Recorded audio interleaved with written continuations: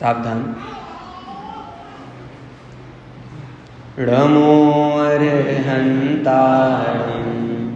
णमो सिद्धारं णमो आयर्याणं णमो वज्रायाणं णमो लोहे सवसागुणम्। मंगलं भगवान् वीरो मंगलं गौतमो गणी मंगलं कुन्दकुन्दाद्यो जैन धर्मोऽस्तु मंगलम्। सर्वमङ्गलमाङ्गल्यं सर्वकल्याणकारकं प्रधानं सर्वधर्माणां जैनं जयतु शासनं जैनं जयतु शासनम्। उत्तम क्षमा मार्दव आर्जव भाव हैं सत्य शौच संयम तप त्याग उपाव हैं। आकिंचन ब्रह्मचर्य धर्म 10 सार हैं चौगति दुख ते काड़ी मुकति करतार हैं। धर्म के 10 कहे लक्षण तिन थकीजिए सुख लहे भव रोग को यह महा औषधि मरण जामन दुख दहे। यह भरत निकामित जी का करो आदर ते सही। मैं जजों 10 विधि धर्म के अंग तासुफल है शिवमयी तासुफल है शिवमयी।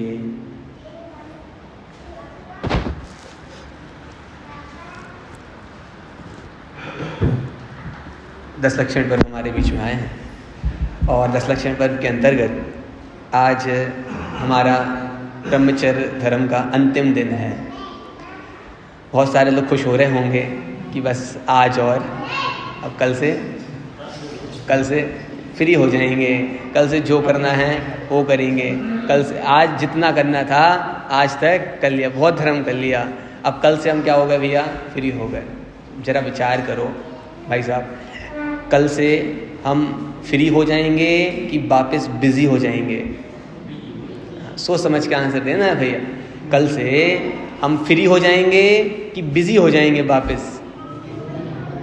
हम संसार में कब से उलझे हुए हैं और कल से फिर जा कर के हमें वहीं उलझ जाना है। अभी तो हम समय निकालते थे, धर्म आराधना करते थे, मंदिर में आते थे, पूजन विधि करते थे, भगवान का स्वाध्याय सुनते थे, और अब क्या हो गया, कल से फिर जा कर के अरे भाई कल ये जो 10 दिन आए थे ये फ्री होने के आए थे कि इसमें अपने आत्मा का स्वरूप समझ लो, है ना। और अब कल से वापस रंगरलियों में घूमना है, वापस उसी में बिजी हो जाना है। अभी तक हमें लगता है हम बंधन में थे, अरे भाई अभी तक हम जिनेंद्र भगवान की आज्ञा मान रहे थे, अभी तक हम सुरक्षित हाथों में थे, भगवान के समीप थे, और कल से वापस ही हमारे संसार का मार्ग खड़ा हो जाएगा। इसलिए 10 लक्षण पर्व जो हैं ये खत्म नहीं हुए हैं, ये तो आत्मा के धर्म हैं। एक बार ये प्रकट हो जाते हैं तो उसका जीवन यापन हमें जीवन भर करना चाहिए। ये विचार करें, आज अंतिम दिन है तो आज ये सुनो, आप ध्यान से करो, बच्चे स्वतंत्र हैं, वो अपना काम कर रहे हैं, उनको करने दो, है ना। एक द्रव्य दूसरे द्रव्य का करता नहीं है, वो अपना काम कर रहे हैं, वो अपने में मस्त हैं, हम अपना काम करें। यदि हम उनका अपना काम छोड़ करके उनको देख रहे हैं, इसका मतलब क्या हुआ कि वो तो अपना काम कर रहे हैं और हम अपना काम नहीं कर रहे। तो बताओ समझदार कौन है, बेवकूफ़ कौन है ना। बच्चे हमसे ज़्यादा समझदार हैं भाई साहब, वो अपना काम करने में कितने मग्न हैं, है ना, और हम अपना काम करें। तो हम 10 दिन 10 दिन आज अंतिम दिन है। अब अंतिम दिन हम विचार करें, क्या विचार करें? ये विचार करें कि हमने 10 दिन में क्या सीखा, हमने अपने परिणामों में हम यहाँ से क्या लेकर के गए। यदि हम कुछ लेकर के नहीं जा रहे हैं तो हम ये 10 लक्षण भी हार गए। मैंने बताया था इस 10 लक्षण भी हम फेल हो गए। अब अगली साल फिर से 10 लक्षण का परीक्षा देनी पड़ेगी। ऐसी भावना भाऊं कि अब दोबारा ये काम नहीं करना पड़े, दोबारा ये काम नहीं करना पड़े। अच्छा, शिखर जी जाते हो भाई साहब, शिखर जी जाते हो, शिखर जी की वंदना पूरी करनी कि अधूरी करनी? पूरी करनी। शिखर जी की वंदना पूरी करनी है, अधूरी करेंगे तो पाप लगेगा दीदी, पाप लगेगा ना। अरे कह रहे जितने भी मुनिराज हुए हैं, जितने भी भगवान बने हैं, सब ने शिखर जी की वंदना अधूरी की थी भाई साहब।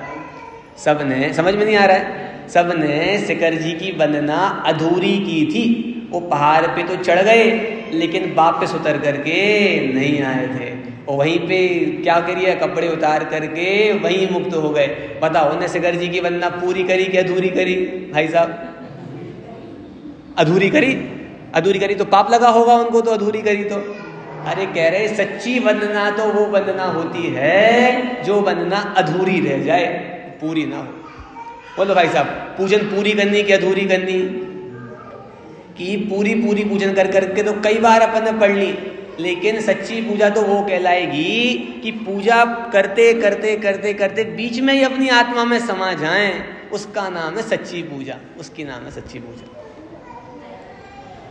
इसलिए हमने शिखर जी की कितनी वंदना करी, हम गिनते हैं उंगलियों पे, हमने इतनी वंदना कर ली। हमारी कितनी वंदना हो गई? 12 वंदना हो गई, 15 वंदना हो गई। अभी 7 तारीख को फिर से जा रहे हैं लोग शिखर जी, यहाँ से जा रहे कि नहीं जा रहे? बहुत लोग जा रहे 10 लक्षण के बाद शिखर जी। और कितनी वंदना करके आएंगे? हम 3 वंदना करके आएंगे। कैसे करोगे? पूरी वंदना करके आएंगे। तो बोलो भाई साहब, वो वंदना सक्सेसफुल हैं कि फेल हैं? सारी की सारी वंदना, तो सारी की सारी वंदना, क्योंकि तुम्हें बार बार करनी पड़ रही ना, बार बार करनी पड़ रही है, इसलिए वो फेल है, वो फेल है।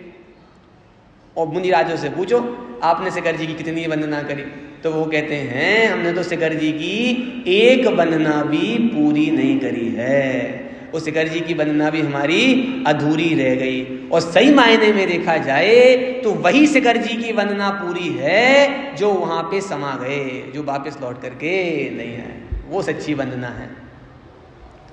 और हम रिकॉर्ड बनाने के चक्कर में लगे हुए हैं, हमने ये किया, इतनी वंदना हो गई, इतनी वंदना हो गई। बोलो भाई साहब, हम रिकॉर्ड बना रहे हैं, जीतते जा रहे हैं कि हारते जा रहे हैं?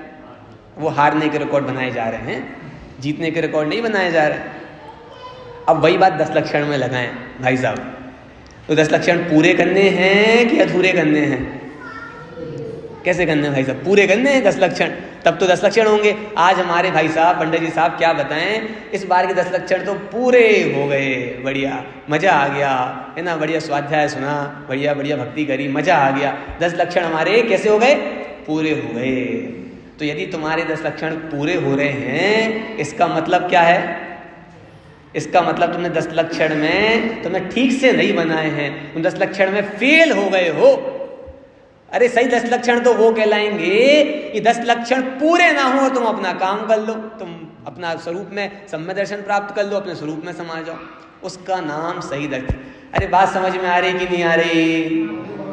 ये तो ऐसा तो नहीं लग रहा कि भैया गलत पढ़ा रहे हैं, भैया ये कह रहे हैं कि अधूरे करो, अधूरे करो। अरे भैया अधूरे का मतलब समझना है कि अधूरे का मतलब क्या है। जितने मुनिराज हुए, जितने भी लोग हुए, सबने अधूरी पूजाएं करी हैं, सबने 10 लक्षण अधूरे मनाए हैं, सबने वंदना अधूरी करी हैं, तब जाकर के वो सक्सेसफुल हुए हैं, सब जाकर के सक्सेसफुल हुए। इसलिए विचार करना कि हमें 10 लक्षण पूरे करने हैं कि नहीं अधूरे करने। और अधूरे रहेंगे ना तो आप उसको करते जाओगे, क्योंकि भी पूरे करने होंगे तो उसको करते जाओगे। और ये मान लोगे कि 10वें दिन पूरे हो गए तो बस कल से फ्री हो गए, ऐसा मानोगे। इसलिए 10 लक्षण पूरे नहीं हुए हैं, आज पूरे नहीं हो जाएंगे।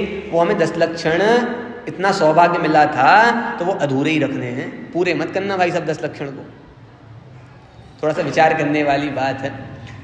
10 लक्षण पर्व में आज ब्रह्मचर्य का दिन है। सचमुच में देखा जाए तो ब्रह्मचर्य हमारा 10 धर्मों का प्रयोजन है कि हमें 10 धर्मों से क्या प्रकट हुआ। ये ब्रह्मचर्य, ब्रह्म मतलब क्या होता है? आत्मा। ब्रह्म मतलब क्या होता है? आत्मा। क्योंकि आत्मा ही आत्मा का ब्रह्मा है, आत्मा ही आत्मा की पर्यायों को बनाता है, आत्मा ही आत्मा की विकारी पर्यायों को मिटाता है। तो ब्रह्मा विष्णु महेश तीनों ही आत्मा है। आत्मा ही आत्मा का गुरु है, आत्मा ही आत्मा का गुरु है। और जब आत्मा ही आत्मा का गुरु है, तो जब आत्मा ही आत्मा का गुरु है तो ब्रह्मचर्य धर्म किसका है? आत्मा का। तो ब्रह्म मतलब आत्मा और चर्य मतलब होता है उसमें रमण करना, उसमें चरण करना। तो मतलब आत्मा ही में समा जाना, परद्रव्य की ओर नहीं देखना, इसका नाम सच्चा ब्रह्मचर्य है, इसका नाम सच्चा ब्रह्मचर्य है। और वस्तुतः देखा जाए तो ब्रह्मचर्य जो दिन है ना, ये दिन कुछ बोलने का नहीं है भाई साहब। अब तो ये अपने आप में बोलने का नहीं है, ये तो अपने आप में समाने का है। अब किसी को कुछ बोलने का नहीं है, ये अनुभव की बात है। ये ब्रह्मचर्य दिन है, ये समझाने समझने का नहीं, ये तो समाने का दिन है। किसका दिन है भाई साहब? समाने का। किसमें समाने का? अपनी आत्मा में समाने का दिन है। 10 दिन में बहुत बोल लिया, बहुत सुन लिया, बहुत भक्ति, बहुत पूजा, सब कुछ बहुत कर लिया, अब ना कुछ सुनना है ना कुछ समझना है। अब तो क्या बाकी रह गया था? समाना बाकी रह गया था। अब तो समाना है, अब तो समाना है। आज तो कुछ बोलने का दिन नहीं है, अब मौन होने का दिन है। मौन होने का, अपनी आत्मा में रमण करने का दिन है, उसका नाम है ब्रह्मचर्य। क्रोध, जब पहला धर्म आया था क्षमा, तो क्या छुड़वाया था? क्रोध छोड़ दो। फिर क्या छुड़वाया? मान छोड़ दो। फिर क्या छुड़वाया? माया छोड़ दो। फिर क्या छुड़वाया? लोभ छोड़ दो। फिर क्या छुड़वाया? सत्य असत्य, सत्य के अभाव पूर्वक असत्य छोड़ दो, झूठ छोड़ दो। फिर क्या छुड़वाया? 5 इंद्रियों के विषय छोड़ दो। फिर तो उसके बाद खाना छोड़ दो, तब करवाया ना, खाना छोड़ दो, अनशन ये करो, ये करो। उसके बाद सब कुछ परिग्रह छोड़ दो। लेकिन अब कह रहे, अब ब्रह्मचर्य में कुछ छोड़ना नहीं है, अब तो सबसे छूटना है। क्या करना है भाई साहब? छूटना है। अभी समझ में आ रही थी बात? अभी क्या कर रहे थे? ये छोड़ रहे थे, ये छोड़ रहे थे, ये छोड़ रहे थे। अब नहीं छोड़ना कुछ, सब छोड़ दिया। अब तो खुद को छूटना है, खुद को छूटना है, उससे अलग होना है। इसका नाम सच्चा ब्रह्मचर्य है। बहुत छोड़ लिया, अनादि काल से एक एक चीज कर करके सब छोड़ते गए। आप लोगों में से कुछ माताएं बहनें होंगी, रसी करती होंगी, जो रसी करती, समझते हैं ना रसी आप? आज क्या नमक नहीं खाएंगे, आज दूध नहीं पिएंगे, आज तेल की रसी है, आज इसकी रसी है, आज इसकी रसी है, आज इसकी रसी है। ये कह रहे ये रसी अनंत बार की हैं। अब तो अरस आत्मा का अनुभव करना है कि जिसमें कोई रसी नहीं है, उसका अनुभव करना है। और एक बार उसका अनुभव करोगे तो फिर वो रसी करने की आवश्यकता रहेगी भाई साहब? नहीं रहेगी। रसी क्यों कर रहे हैं बार बार? क्योंकि अरस को नहीं पहचाना था। अब अरस को नहीं पहचाना था तो एक एक कर करके छोड़ रहे थे। और यदि अरस को पहचान लिया होता तो सब चीजें सहज में छूट जाती हैं, कुछ को पहचानने की, कुछ को छोड़ने की आवश्यकता बचती नहीं। और आत्मा में एक त्याग, उपादान, शून्यत्व नाम की शक्ति पड़ी हुई है। कौन सी शक्ति है? त्याग, उपादान, शून्यत्व शक्ति। इसका मतलब ये है, आत्मा कुछ ग्रहण नहीं कर सकता और आत्मा कुछ छोड़ ही नहीं सकता। आत्मा में एक शक्ति पड़ी हुई है। बोलो, 10 घर बना लिए, आत्मा का क्या बढ़ गया? कुछ नहीं बढ़ गया। 10 घर छोड़ करके चले गए, आत्मा का क्या चला गया? कुछ नहीं चला गया। आत्मा ने परमाणु मात्र को भी ग्रहण किया हुआ नहीं है। ये जीव अपनी मान्यता में मानता है कि ये मेरा है, ये मेरा है, तो पाप का बंध होता रहता है, तो पाप का बंध होता रहता है। इसलिए आत्मा में एक शक्ति पड़ी हुई है, उस शक्ति का नाम है त्याग, उपादान, शून्यत्व शक्ति। कि परद्रव्य का ग्रहण और त्याग करने से आत्मा शून्य है। जब आत्मा ग्रहण नहीं करता तो आत्मा छोड़ भी नहीं सकता, छोड़ भी नहीं सकता। भाई साहब, आपसे कोई पूछे कि भाई साहब आप जेल से छूट के कब आए? क्या पूछे आपसे? जेल से छूट करके कब आए? तो आप क्या बोलोगे? क्या उत्तर दोगे? क्या उत्तर दोगे? अरे सबसे पहले तो जो व्यक्ति वो भरे बाजार में पूछ रहा है ना, जोर से चिल्ला करके, क्यों भाई साहब आप जेल से कब आ गए? तो कह रहे सबसे पहले तो उसके ऊपर गुस्सा आएगी, गुस्सा आएगी। तुमने सबके सामने मेरी बेइज्जती कैसे कर दी? मतलब वो ये कहेगा हम तो अच्छी बात पूछ रहे हैं। क्या अच्छी बात पूछ रहे हैं? कि आप जेल से छूटने की बात पूछ रहे हैं। अरे भाई साहब, हम जेल गए ही नहीं हैं और तुम ऐसी बात करते हो हमसे, ऐसी बातें करते हो। कोई आपसे पूछे भाई साहब आपने चोरी करना कब छोड़ दिया, कब छोड़ दिया चोरी करना? बोलो, खुश होकर के उत्तर दोगे कि गुस्सा आएगी? गुस्सा आएगी ना भाई साहब। हमने कभी चोरी की नहीं और तुम हमारे ऊपर झूठा आरोप लगाते हो, झूठा इल्जाम लगाते हो, है ना। तो मिलना, हम तुम्हें बताएंगे क्या होती है चोरी, क्या होती है ना। तो कितनी गुस्सा आएगी उस व्यक्ति के ऊपर। वैसे ही कह रहे, आत्मा परद्रव्य को छोड़ सकता है क्या? ऐसी बातें करना भी आत्मा के ऊपर कलंक लगाना है। आत्मा अनादि काल से आत्मा ने एक परमाणु का ग्रहण किया नहीं है। अरे कर सकता नहीं है, तुम छोड़ने की बात करते हो। बस क्या करता है, मान्यता में मानता है कि मैंने इसको पकड़ा हुआ है, मैंने इसको पकड़ा हुआ है। छिपकली होती ना भाई साहब, छिपकली, छिपकली ऐसे उल्टी लटकी रहती है दीवार में। क्या मानती है, ये पूरी दीवार मैं उठाए हुई हूँ, उठाए हुई हूँ, है ना। वो तो उठाई हुई है ना भाई साहब दीवार। छिपकली दीवार को उठा के रखी हुए, उसको भगाओ तो उसको ऐसा लगता है कि यदि मैं यहाँ से चली गई तो ये दीवार नीचे गिर जाएगी, दीवार नीचे गिर जाएगी। बोलो गिर जाती होगी। वो कह रहे, वो अपनी मान्यता में ये मान के रखी है कि इसको मैं उठा के रखी हुई हूँ, इसको मैं उठा के रखी हुई हूँ। और मान्यता में मानती है तो वो दुखी होती रहती है बेचारी, त्रिंश पर्याय में रहती है। वैसे ही हम मान के रखे हैं, घर कौन चला रहा भाई साहब, ये हम चला रहे हैं। ये कौन कर रहा है, ये हम कर रहे हैं, ये हम कर रहे हैं। ये कह रहे केवल मान्यता में मान करके बैठे हुए हो, कोई किसी को नहीं।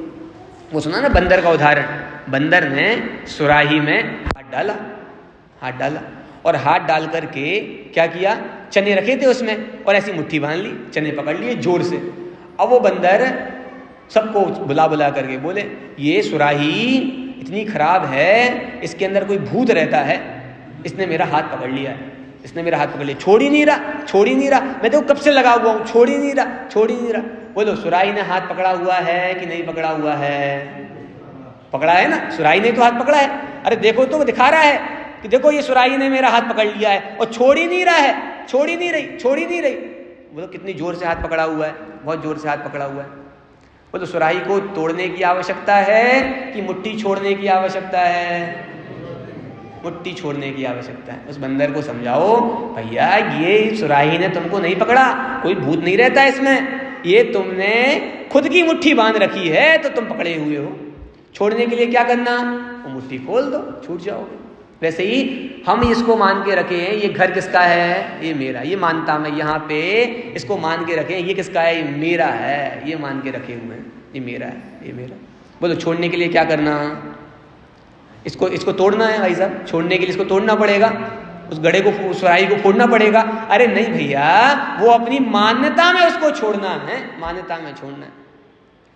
कौन कहता है तुझसे महल अटारी छोड़ दे, कौन कहता है इससे, कौन कहता है तुझसे महल अटारी छोड़ दे, तू केवल इतना कर अपनी दृष्टि मोड़ दे, अपनी दृष्टि मोड़ दे, इतने में काम हो जाएगा। और अपन क्या करते हैं, हमने दान दिया, हमने ये किया, हमने ये छोड़ दिया, कितने बड़े हो गए, कितने बड़े हो गए, बड़े हो गए, बड़े हो गए।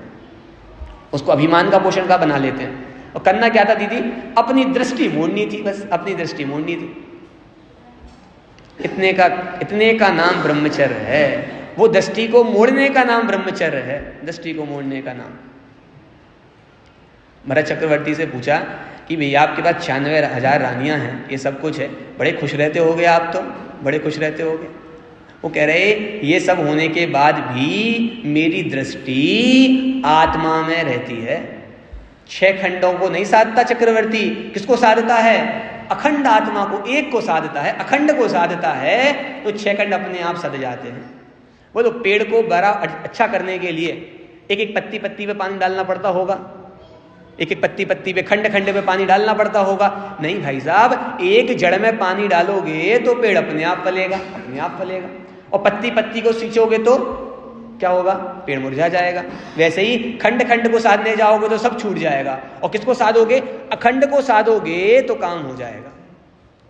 इस प्रकार से अपनी दृष्टि को बस मोड़ना है, उतने का काम ब्रह्मचर्य भाव है।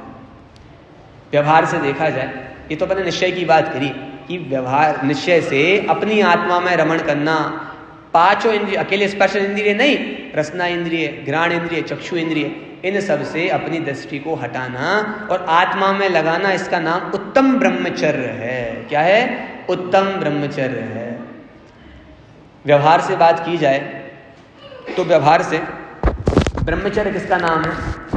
वो 5 इंद्रियों के विषयों का त्याग। 5 इंद्रियों के विषयों का त्याग का नाम क्या है?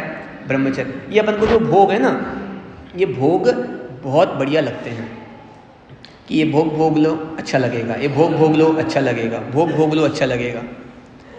लेकिन ये जो भोग हैं ये बहुत दुखदाई हैं। कैसे हैं भाई साहब? ये बहुत दुखदाई हैं। आचार्य ने इसके लिए उदाहरण दिया है किम्पाक फल के समान। किसके समान है? किम्पाक फल के समान। किम्पाक फल क्या होता है? जंगल में एक फल होता है और देखने में बहुत मीठा लगता है, बहुत मीठा लगता है, बहुत सुगंध आती, खुशबू आती है उसमें से। और कोई भी थका हारा व्यक्ति आता है, उसको तोड़ करके जैसे ही खाता है, कहते हैं उसके अंदर विष भरा हुआ होता है, विष भरा हुआ होता है। और जैसे ही वो व्यक्ति खाता है और प्राणों का उच्छेद कर प्राण छोड़ देता है। ऐसे सारे भोग हैं, ये विषय कषाय, ये सारी बिल्कुल ऐसी ही हैं।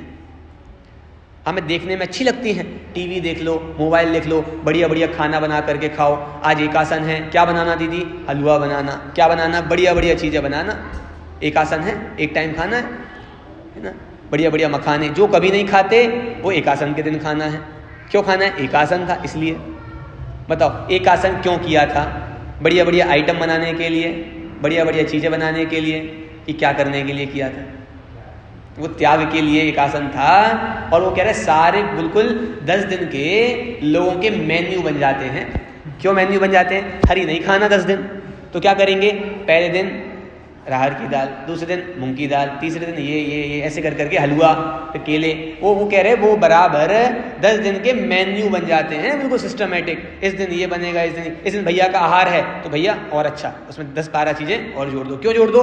अरे भैया 10 लक्षण पर्व तो त्याग के धर्म थे, त्याग के दिवस थे। तुमने उसको उत्सव का दिवस बना लिया, उसको प्रभावना का दिवस बना लिया।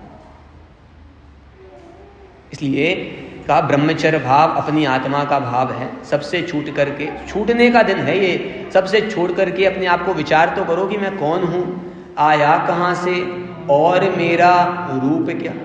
रूप क्या? एक मैं आपको बढ़िया बात बताऊं। तीर्थंकर का जीव होता है। तीर्थंकर का जीव जब पैदा होता है, जन्म लेता है, तो आपको पता है जब तीर्थंकर का जीव जन्म लेता है तो बहुत सारे अतिशय वगैरह होते हैं, ये सारी चीज़ें होती हैं। जब तीर्थंकर का जीव जन्म लेता है तो वहाँ पे सौधर्मेंद्र आते हैं, सचींद्राणी आती है। देखा होगा ना आपने, सुना होगा, पंचकल में देखा होगा और सुना है, जनवाड़ी में पढ़ा है। सब लोग वहाँ पे आते हैं। अब जब वहाँ पे वो लोग सब लोग आते हैं और भगवान का उत्सव मनाते हैं, तो आपको पता है जब माता जी गर्भवती होती हैं तो उसके बाद ब्रह्मचर्य व्रत लिया जाता है, ब्रह्मचर्य व्रत ले लेते हैं। अरे आजकल पंचकल्याणक में भी जो माता पिता बनते हैं वो माता पिता भी फिर आजीवन ब्रह्मचर्य का पालन करते हैं। ये शर्त होती कि नहीं होती है?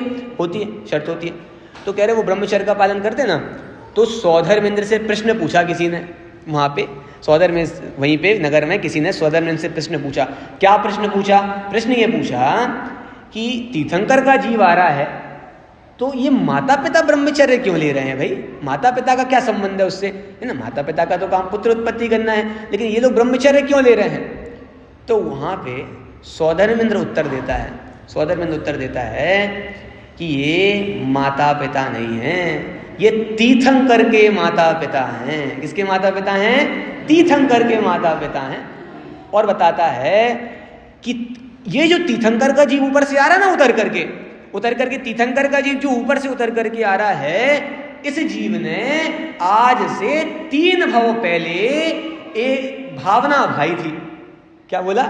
इस जीव ने, जो ये तीर्थंकर का जीव स्वर्ग से आ रहा है, इस जीव ने 3 भव पहले से, तीर्थंकर प्रकृति कब बनती है? 3 भव पहले से। इस जीव ने तीर्थंकर प्रकृति जब बांधी थी 3 भव पहले, तो एक बहुत बढ़िया भावना भाई थी। कौन सी भावना भाई थी? कि इस जीव ने भावना भाई थी, उसका नाम है, कोई बताएगा? इस जीव ने एक भावना भाई थी, उसका नाम है शील व्रतेषु अनतिचार। पढ़िए भावना, दर्शन विशुद्धि, विनय संपन्नता, शील व्रतेषु अनतिचार। तीसरे नंबर की भावना भाई थी। कौन सी भावना भाई थी? कि हे भगवान कुछ भी हो जाए लेकिन मेरे सील में कभी दोष ना लगे। अरे वो तो पुरुष था, फिर भी भावना भाई थी कि हाँ, तो भी उसने ये भावना भाई थी कि मेरे सील में दोष ना लगे, मेरे सील में दोष ना लगे। तो ये भावना उसने 3 भाव पहले भाई थी, तो कहते हैं उसका ऐसा फल आता है कि अभी उसकी भावना के बल से यहाँ पे माता पिता भी ब्रह्मचर्य व्रत ले रहे हैं। कुछ बात समझ में आती कि नहीं आती भाई साहब? मतलब उसकी प्रभाव से उसकी भावना इतनी जोरदार थी, इतनी पावरफुल भावना थी कि वो जीव गर्भ में आया ना, अभी उसके गर्भ में आने से माता पिता के ऐसे परिणाम होते हैं कि हम भी अब आजीवन ब्रह्मचर्य का पालन करेंगे। और उसी का रूप अपन पंचकल्याणक में अपनाते हैं। पंचकल्याणक में माता पिता बनने की बोलो भाई साहब एक ही शर्त कि आजीवन ब्रह्मचर्य लेना पड़ेगा। वो जीव की भावना समझ में आ रही? इसलिए जो जीव भावना भाते हैं, वो भावना फलती है। जिन जीवों ने भावना भाई, जो लिखा, जो स्त्री ब्रह्मचर्य की भावना भाती हैं वो अपनी स्त्री पर्याय का छेदन कर लेती हैं भाई साहब। उनको फिर कभी स्त्री पर्याय मिलती नहीं है, उसको कभी स्त्री पर्याय नहीं मिलती। क्यों नहीं मिलती? क्योंकि उस जीव ने ब्रह्मचर्य की भावना भाई थी, सील की भावना भाई थी। जो पुरुष ब्रह्मचर्य की भावना भाते हैं उनको कभी नपुंसक पर्याय नहीं मिलती, उनको कभी स्त्री पर्याय नहीं मिलती। ये ब्रह्मचर्य भावना का फल होता है। अभी थोड़ी और आगे बढ़ो, वही तीर्थंकर का जीव। अभी तीर्थंकर का जीव थोड़ा सा और देखो। अब वो कह रहे तीर्थंकर का जीव कब जन्म हुआ? अब वो क्या हुआ? जन्म हुआ। जन्म होकर के तीर्थंकर बालक की प्रभा इतनी होती है, चेहरे की चमक इतनी होती है कि करोड़ों सूर्य के समान होती है, ऐसा कहते हैं। लेकिन ऐसी नहीं होती कि आंखों को चुभे। बहुत सुंदर होता है, सर्वांग सुंदर होता है, बहुत सुंदर होता है वो बालक। अभी कह रहे एक कदम और पहले चलो। अब वो कह रहे तीर्थंकर का जब जन्म होता है तो कह रहे तीर्थंकर का जब जन्म हो रहा है तो कह रहे 9 महीने जब गर्भ में है वो जीव, तो माता को कष्ट नहीं होता। पढ़ा है ना आपने? माता को बिल्कुल भी कष्ट नहीं होता। तो फिर प्रश्न पूछा कि भैया माता को कष्ट नहीं हो रहा, ऐसा कैसे हो गया? सब माताओं को तो कष्ट होता है। आजकल की साइंस से पूछो तो कहते हैं इतना कष्ट होता है कि 40 पसलियां इकट्ठी टूट जाएं, इतना दर्द होता है, बहुत बताते हैं। तो कह रहे माता को बिल्कुल दर्द नहीं होता, माता तो हंसती रहती है। ऐसा क्यों हो गया भाई साहब? कह रहे कि इस जीव ने पूर्व में एक भावना भाई थी। कौन सी भावना भाई थी? शील व्रतेषु अनतिचारा, कि भगवान मेरे शील में कभी दोष ना लगे। कह रहे उस भावना का ये फल आता है कि अब माता को कष्ट नहीं होता, माता को कष्ट नहीं होता बिल्कुल भी। कुछ बात समझ में आ रही है? माता का ये प्रभाव तीर्थंकर के जीव का होता है। क्यों होता है? क्योंकि वो भावना भा करके आ रहा है, भावना भा के आ रहा है। थोड़ा सा और प्रश्न पूछो कि भैया जब हमारा जन्म होता है तो कैसा होता है? पल रुधिर राध मल थैली की कस बसाजते मेली, खून पीप वगैरह सब लिपड़े हुए होते हैं। वो तीर्थंकर का जीव वहां पे रत्न पिटारे में रह रहा है। कहाँ रह रहा है दीदी? रत्नों के पिटारे में रह रहा, माता के पेट में कुक्षी में रत्न पिटारे में रह रहा। क्यों रह रहा है? कि उस जीव ने एक भावना भाई थी, और भावना का नाम क्या है? शील वृत्तेषु अनतिचारा। ये भावना भाई थी ना, ये उसका फल दिखाई दे रहा है। ये जीव ने भावना भाई थी और तुमने भावना नहीं भाई थी, तुमने भावना नहीं भाई थी, इसलिए तुम्हारी ऐसी गंदी जगह तुम्हारा जन्म हो रहा है। यदि तुमने अभी भावना भाई होती तो तुम्हारा जन्म भी रत्नों के पिटारे में हुआ होता। अब वो तीर्थंकर का जीव अभी गर्भ में आया तो कह रहे गर्भ में जब आया ना तो माता का जो पेट है, माता का पेट वो बढ़ता नहीं है। माता की सुंदरता कम नहीं होती, माता का सुंदरता कम नहीं होती। क्यों कम नहीं होती? फिर प्रश्न किया सौदर में, ऐसा कैसे अतिशय हो रहे हैं? बार बार अतिशय हो रहे हैं। कह रहे वो जीव ने एक भावना भाई थी, और भावना का नाम क्या था भाई साहब? बोलिए। शील व्रतेषु अनतिचारा। हे भगवान स्वप्न में भी मेरे शील में कभी दोष ना लगे, वो अतिचार रहित पूर्वक मैं उसका पालन करूं। ऐसे वो तीर्थंकर के जीव ने भावना भाई थी। उसके फल में वो जीव अभी रत्नों के पिटारे में रह रहा है। अब जन्म हो गया। अब जन्म होने के बाद अब उसकी प्रभा कितनी है, आभा कितनी है? कह रहे करोड़ों सूर्यों के समान, करोड़ों चंद्रमा के समान उस जीव का तेज होता है। चेहरे से चमक झलकती है। इसका वीर का इतना प्रभाव होता है, जो जिसके पास ज्यादा वीर होता है उसके चेहरे पर उतनी चमक होती है, ब्रह्मचर्य का प्रभाव होता है। आप देखिए ब्रह्मचारियों को, जो जी ब्रह्मचारी होते हैं उनके चेहरे पे उतनी चमक होती है, उतनी चमक होती है। किसका प्रभाव है ये ब्रह्मचर्य का प्रभाव होता है। तो कह रहे ये जो तीर्थंकर का जीव है इसकी प्रभा हमारे तुम्हारे जैसी नहीं है। इसकी प्रभा कैसी है भाई साहब? करोड़ों सूर्यों के समान है, करोड़ों सूर्यों के समान होती है। ये भगवान आपकी प्रभा को करोड़ों सूर्य भी नहीं नाप सकते, इतना सुंदर वो जीव होता है, इतना तेज लेकर के आता है। फिर प्रश्न किया सौदेंद्र से कि भैया ये जीव तो कोई अद्भुत है, इसका तेज इतना कैसे चमक रहा है, ये सब पूरा जगत इसमें रोशन हो गया। कह रहे कि इस जीव ने एक भावना भाई थी। कौन सी भावना भाई थी? कि भगवान कि मेरा सील व्रत सुरक्षित रहे। कह रहे वो सील व्रत की जो भावना भाई थी उसके फल में ये हो जाता है। वो जीव इतनी प्रभा वाला होता है, आवा वाला होता है। ये सब किसका प्रभाव है भाई साहब? किसका प्रभाव है? ब्रह्मचर्य का, उत्तम ब्रह्मचर्य का प्रभाव है, शील का प्रभाव है। कि उस जीव ने पूर्व में तीसरे नंबर की भावना भाई थी, दर्शन विशुद्धि, विनय संपन्नता और शील व्रतेषु अनतिचारा।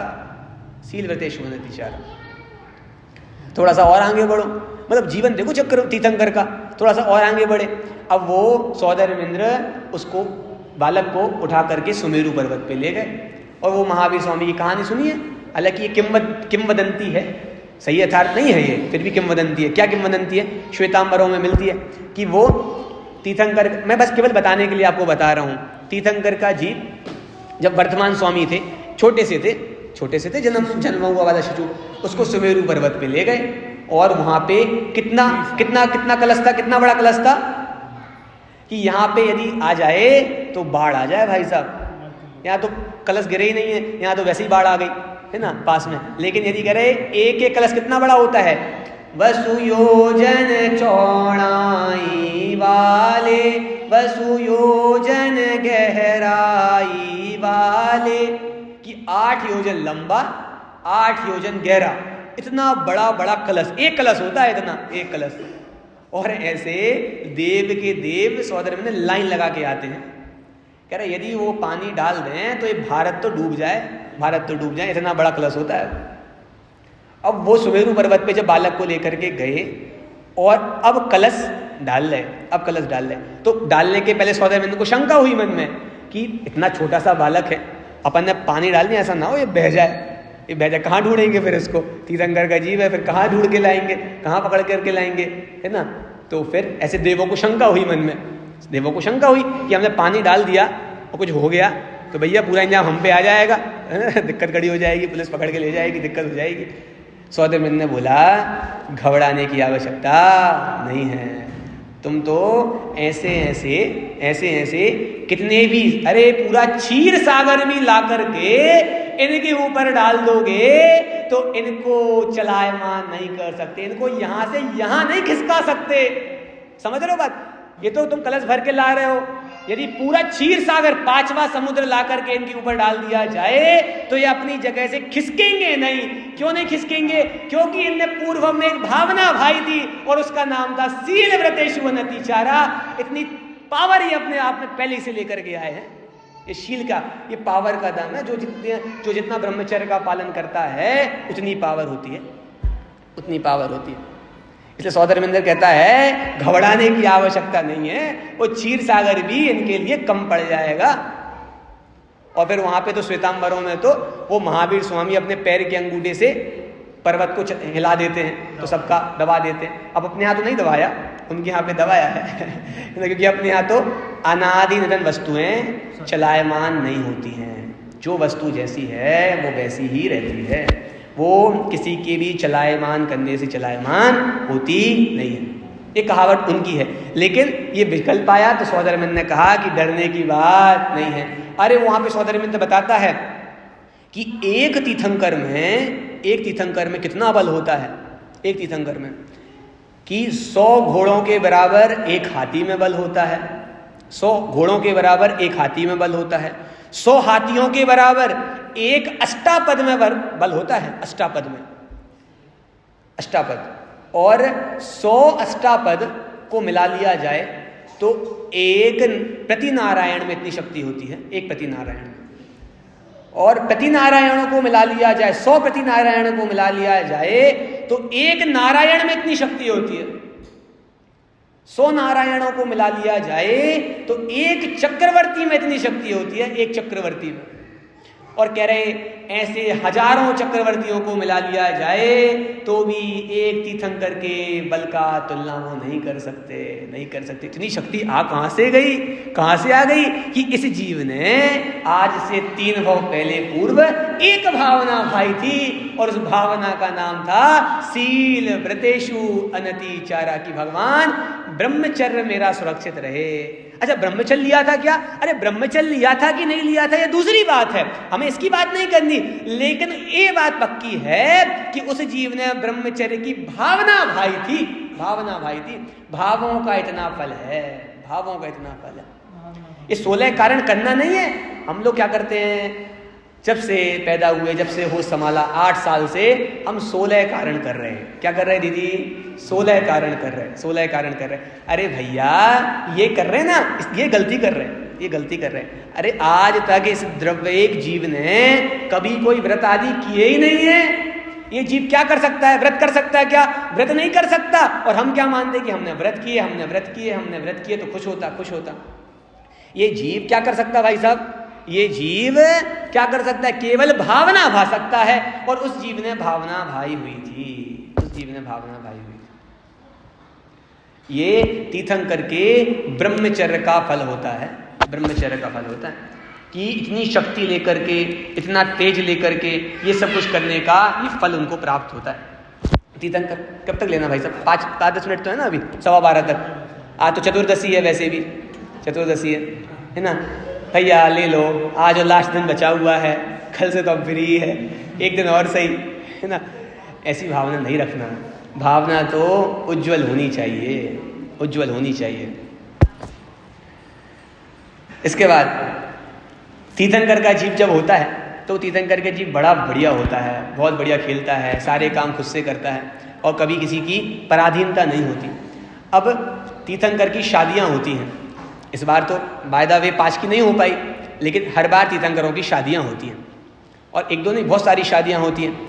अब वो शादियां जब होती हैं तो तीर्थंकर को ये नियम है, तीर्थंकर के माता पिता को कभी रिश्ता लेकर के जाना नहीं पड़ता, जाना नहीं पड़ता। क्योंकि भैया क्या होता है दुनिया में, एक रीत है कि लड़की वाले भाव खाते हैं, लड़की वाले कभी रिश्ता लेके आते नहीं हैं, लड़के वालों को लेके जाना पड़ता है भैया। लेकिन कहते हैं तीर्थंकर के साथ ऐसा नहीं होता है। कैसा नहीं होता है कि तीर्थंकर के जीव को कभी रिश्ता, तीर्थंकर के माता पिता को कभी रिश्ता लेकर के जाना नहीं पड़ता है, बल्कि उपत उपत करके उनके पास रिश्ते लड़कियों के आते हैं, माता पिता के उनके आते रहते हैं, आते रहते हैं, आते रहते हैं। ऐसा क्यों हो रहा है, उल्टा क्यों हो रहा है दीदी? इस जीव ने एक भावना भाई थी। कौन सी भावना भाई थी? शील व्रत की भावना भाई थी। इसलिए अब कभी किसी को जाना नहीं पड़ेगा, जाना नहीं पड़ेगा। थोड़ी और आगे बढ़ो, अब तीर्थंकर की शादी भी हो गई, बढ़िया। चक्रवर्ती की शादी कितनी हुई? 96,000। कुंतुनाथ, अरयनाथ और शांतिनाथ की शादी 96,000 हुई। किसकी दम पे हुई? कि इनने एक भावना भाई थी शील व्रत की, उसके फल में 96,000 फ्री में मिलती हैं, जाना नहीं पड़ता, लेना नहीं पड़ता, फ्री में मिलती हैं 96,000। एक कम नहीं, एक ज्यादा नहीं, वो परमानेंट रहती हैं, रहती। उसमें अभी पटरानी हो तो कभी भी मासिक धर्म नहीं होता उसका, है ना, निरंतराय भोग होता है। वो किसके दम पे?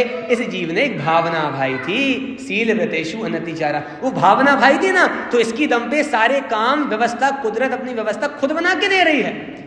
केवल क्या करना है, अपने हाथ में क्या करना है? केवल भावना भाना है। शील व्रत का पालन जब होगा तब होगा, लेकिन कह रहे भावना तो 24 घंटे भाई जा सकती है, 24 घंटे भावना भाई जा सकती है कि भगवान हे जिनवाड़ी माँ, स्वप्न में भी शील व्रत में दोष ना लगे, शील व्रत में दोष ना लगे। आती भाई साहब बात समझ में आ रही तीर्थंकर की जीव की, है ना? ये कुदरत ऐसी व्यवस्था कर देती है। थोड़ी और आगे बढ़े, अब तीर्थंकर की विवाह भी हो गया, अब तीर्थंकर के बच्चे होते हैं। तो कह रहे तीर्थंकर को कभी भी पुत्रियां नहीं होती। तीर्थंकर के जीव को जितनी भी शादियां हैं, कुछ भी है, तीर्थंकर के जीव को कभी भी पुत्रियां नहीं होती, हमेशा पुत्र ही होते हैं, ये नियम है। इस बार कैसे हो गए? आदिनाथ की 2 बेटी कैसी हो गई ब्राह्मणी सुंदरी कि वो काल दोष था, काल दोष के कारण, हुंडाक्षरबड़ी काल दोष के कारण बस 2 हो गई, और किसी को नहीं हुई, और किसी को नहीं होती। और वैसे तो कभी किसी को नहीं होती, किसी तीर्थंकर को। इसलिए तीर्थंकर के जीव को बेटी नहीं हो रही, मतलब तीर्थंकर के घर पैदा भी किसी को होना है ना, तो वो स्त्री पर्याय लेकर के पैदा नहीं हो रहा। क्या कौन सी पर्याय लेकर के पैदा हो रहा? पुरुष पर्याय लेकर के पैदा हो रहा है कि वो इसी भव से मोक्ष जाने की लायकात रखता है वो जी। फिर प्रश्न किया सौधर्मेंद्र से, अरे भैया ऐसा कैसे हो गया कि इतने सारी 96,000 रानियां हो रही, 96,000 रानियां से एक भी बेटी पैदा नहीं हो रही, सबसे सब पुत्री पुत्र पैदा हो रहे, हम तो यहाँ एक पुत्र को मरे जा रहे हैं, हमें पुत्र नहीं हो रहा, हमें पुत्र नहीं हो रहा, ये कैसे हो रहा है? इनको इतने पुत्र कैसे हो रहे हैं? इस जीव ने पूर्व में एक भावना भाई थी। कौन सी भावना भाई थी? शील व्रत की भावना भाई थी। उसकी दम पे सारी व्यवस्थाएं खुद बन जाती हैं। और हम क्या करते हैं? पुत्र को लेने के लिए पुत्र चाहिए तो भाई साहब कहाँ जाते हैं? चलो भाई साहब पदमपुरा चलते हैं। कहाँ चलते हैं? पदमपुरा चलते हैं, देवियों के पास चलते हैं, देवों के पास चलते हैं, डॉक्टरों के पास चलते हैं। बोलो यहाँ जाना वहाँ जाना कि वो काम शील व्रत की भावना भाना। क्या करना भाई साहब? क्या करना? देवी देवताओं के पास जाना, पदमपुरा जी जाना, तेजारा जाना, सम्मेशकर जी जाना, कुंडलपुर जाना। कहाँ जाना? कहाँ जाना? कि भैया कहीं जाने की आवश्यकता नहीं है, पुत्र भी चाहिए है तो शील व्रत की भावना यही बैठ करके भाना है, यही बैठ करके भाना है। मैं ये नहीं बता रहा हूं कि पुत्र कैसे मिलेगा, मैं तो ये बता रहा हूं कि वो कुदरत ने ऐसी व्यवस्था करी है तो उसका कारण उनने पहले डाला था, उसका कारण डाला था तो वो कार्य उनको वैसा हो जाता है। कुदरत वैसी व्यवस्था कर देती है। इसलिए कहीं देवी देवताओं के पास जाने का, गृहित मिथ्यात्व पोषण करने का सवाल खड़ा नहीं होता भाई साहब। डॉक्टरों के पास जाने का, ये सब कुछ करने का कोई मतलब नहीं है। वो तुम्हें तो काम कहाँ करना था? काम भावों में करना था। अरे तेरे भाव में इतनी शक्ति है कि 3 लोग उलट पुलट हो जाएं। तेरे भावों में इतनी शक्ति है, तेरे भावों में इतनी शक्ति है। तू भावों का विश्वास तो कर, और भावना भाई है तो वो फल देती है, देती। उसका विश्वास रख, उसका विश्वास रख। भावना भाई है तो फल मिलता ही मिलता है। ये तो कह रहे हैं, ये सारी चीजें बता रहे ना, ये सारी चीजें एक भावना के फल में हो जाती हैं तीर्थंकर प्रगति का। ये सारी चीजें कि एक भी पुत्र नहीं, एक भी बेटी नहीं होती उस जीव के एक भी बेटी नहीं होती। क्यों नहीं होती? थोड़ी और आगे बढ़ो। इसलिए बेटी नहीं होती कि यदि बेटी का संबंध करने जाएंगे तो समझी बनाएंगे तो उनके सामने झुकना पड़ेगा, उनके सामने झुकना पड़ेगा। और तीर्थंकर का जीव किसी के सामने झुकता नहीं है। पूरा 3 लोग आकर के उनको नमस्कार करता है, वो किसी के सामने झुकते नहीं हैं। और बेटी होगी तो हमें झुकना पड़ेगा। इसलिए कह रहे कुदरत ने व्यवस्था बना के दे दी कि तुमने जो भावना भाई थी ना शील व्रत की, हम भैया ऐसी व्यवस्था कर देंगे कि अब तुम्हें किसी के सामने झुकना नहीं पड़ेगा। तुम्हें एक भी बेटी नहीं मिलेगी। तुम्हें क्या मिलेगा भाई साहब? बेटे ही बेटे मिलेंगे, बेटे ही बेटे मिलेंगे। किसका फल है दीदी? शील व्रत की भावना का। कह रहे 16 कारण भावनाओं में से एक भावना का इतना फल आता है, एक भावना का। कहां से शुरू हुई थी बात? वो गर्भ से, रत्न पिटारे से। कहां से शुरू हुई थी? याद रखना ये सारी बातें, कितनी कितनी चीजें आती थी तीर्थंकर के जीवन में, वो वहां से शुरू हुई थी, वहां से। उसके पहले भी देखें तो वो माता पिता का ब्रह्मचर्य, वहां से शुरू होती हैं ये सारी बातें। किसका फल है ये? शील व्रत की भावना का फल है। ये शील व्रत की भावना का फल होता है।